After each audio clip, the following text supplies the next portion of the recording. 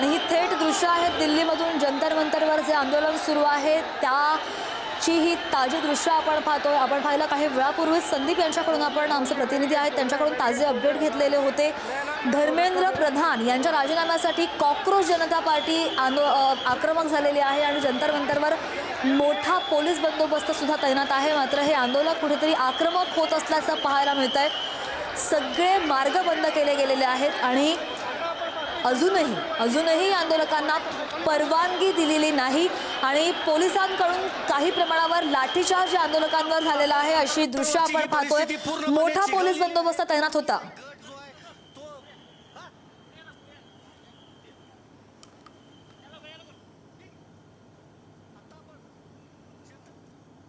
चिघळलेली आहे। आता आपण थेट दृश्य पाहतोय, पोलिसांनी लाठीमार केलेला आहे। तरुणांचा एक जमाव जो आहे तो या बॅरिकेड्स जे केलेले आहेत याकडे येण्यासाठी प्रयत्न करत होता, कूच करायचा प्रयत्न करत होता आणि आता आपण पाहतोय RAF आणि CRPFचा जो काही बंदोबस्त या ठिकाणी तैनात होता त्यांच्याकडून हा लाठीमार करण्यात आलेला आहे आणि तरुणांना पांगवण्याचे हे सगळे प्रयत्न चालू आहेत। आपण थेट दृश्य पाहतोय जंतर मंतरवरची पूर्णपणे ही परिस्थिती या ठिकाणी चिघळलेली आहे आणि मार्चला परवानगी देण्यात आलेली नाही आपल्याला माहित आहे। मात्र तरी देखील जमावानं जायचा प्रयत्न केला होता, कारण याच मार्गाने म्हणजे केरळ भवनकडे जाणारा जो रस्ता आहे तो मार्ग संसदेकडे जातो।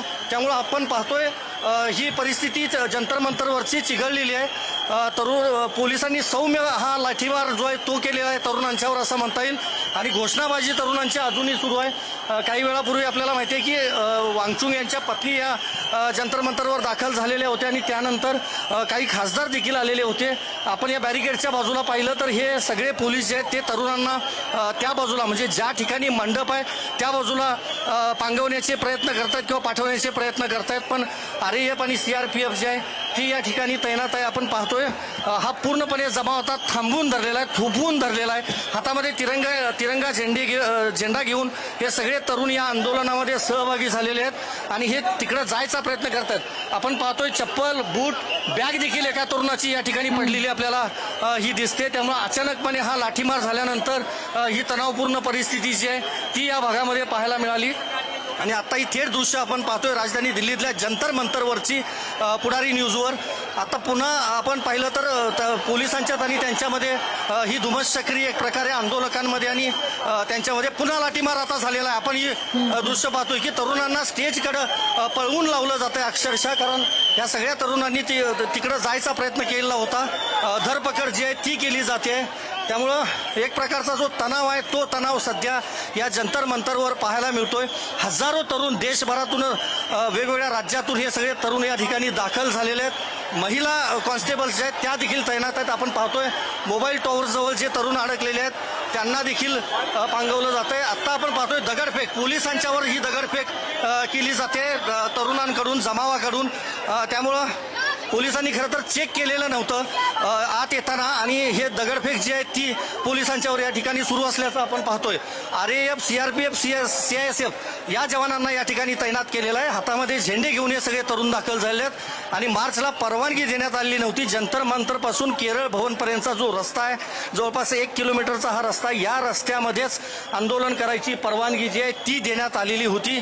मात्र आत्ता आपण ही पाहतोय दृश्य की तणावाची जी परिस्थिती आहे ती सध्या या जंतर मंतरवर पाहायला मिळते। त्यामुळं तरुणांनी शांततेत आंदोलन जे सुरू होतं त्याला एक प्रकारे हे गालबोट लागलेलं आहे असं म्हणता येईल आणि वांगचुक यांच्या पत्नी त्याचबरोबर अभिजित दिपके कॉकरोच जनता पार्टीचे संस्थापक अध्यक्ष हे सध्या स्टेजवर आहेत आणि इथून स्टेज जवळपास 1 किलोमीटर अंतरावर आहे। त्यामुळं सुरुवातीला ज्या ठिकाणी प्रवेश होत होता त्या प्रवेशाच्या ठिकाणीच हे तणावाची जी परिस्थिती आहे ती पाहायला मिळते। दगडफेक तरुणांनी केलेली आहे पोलिसांवर। त्यामुळं पोलीस आता पूर्णपणे ॲक्शन मोडवर आलेले आहेत। आपण जर पाहिलं तर हे या बाजूला दुसऱ्या बाजूला जे पोलीस आहेत आत्ता जी एंट्री होती ती देखील आता पूर्णपणे बंद करण्यात आली आहे। बाहेरच्या तरुणांना आतमध्ये सोडलं जात नाही आणि एका बाजूला ही सगळी तणावाची परिस्थिती असताना दुसरीकडे संसदेचं अधिवेशन काही वेळातच सुरू होतं आहे आपल्याला माहिती आहे। त्यामुळं अधिवेशनाच्या पार्श्वभूमीवरच या तरुणांचं आंदोलन जे आहे ते हाताळायचं काम खरं तर पोलीस यंत्रणा आणि सुरक्षा यंत्रणांकडून सुरू आहे.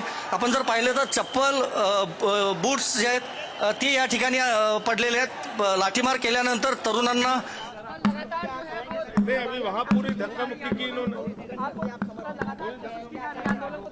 सारे लोग जा रहे हैं तो आप क्यों नहीं जाने दे रहे? पुलिस रोक रही है जगह जगह पे और इनकी कोशिश है कि बच्चों की आवाज़ उठे ना, लेकिन ये देश का आंदोलन बन चुका है। ये किसी एक आदमी का आंदोलन नहीं है, ये किसी पार्टी का आंदोलन नहीं है।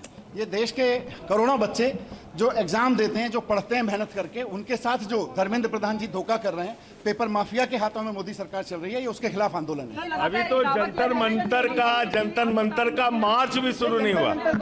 अभी तो मार्च भी शुरू नहीं हुआ, वहां जाने क्यों नहीं दे रहे हैं? पूरी धक्का मुक्की कर रहे हैं, लगातार ये दावा है कि धक्का मुक्की कर रहे हैं। एनडीए के नेताओं के साथ अस्पताल में बातचीत हुई है। क्या कहना चाहिए? कोई किससे बात कर रहा है, क्या किसका दावा कर रहा है, हमें नहीं पता। हमको ये पता है कि ये जनता का आंदोलन है, जनता के बच्चों के लिए, देश के बच्चों के लिए आंदोलन है।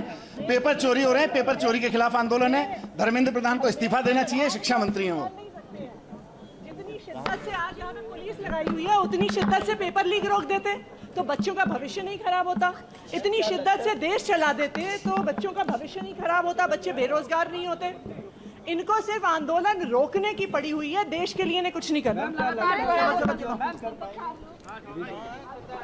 या आंदोलनावर विरोधकांची ही प्रतिक्रिया. काही वेळातच पावसाळी अधिवेशन सुरू होईल आणि आपण पाहतोय पोलिसांनी आंदोलकांवर लाठीचार्ज केलेला आहे. तिथल्या काही तरुणांनी पोलिसांवर दगडफेक केली आणि त्यानंतर ही परिस्थिती नियंत्रणात नाही असं दिसतंय, कारण की पोलीस जी तरुणांनी दगडफेक केलेली आहे, पोलीस या आंदोलकांना पांगवण्याचा प्रयत्न करतायत. हे आंदोलन नियंत्रणामध्ये कसं येईल याचा प्रयत्न करतायत.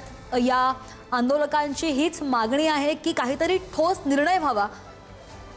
आणि या संदर्भात पुन्हा एकदा जाऊयात, आमचे प्रतिनिधी संदीप या आंदोलनस्थळी उपस्थित आहेत.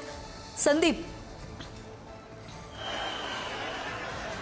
प्रामुख्यानं बघायला गेलं तर 1 किलोमीटरचा जो रस्ता आहे त्या परिसरातच फक्त आंदोलन करायची परवानगी, मार्चला परवानगी दिल्ली पोलिसांनी दिलेली होती. मात्र ती नाकारत काही तरुणांनी, म्हणजे हा जो समोर मॉब दिसतोय हाच मॉब आहे त्या तरुणांचा.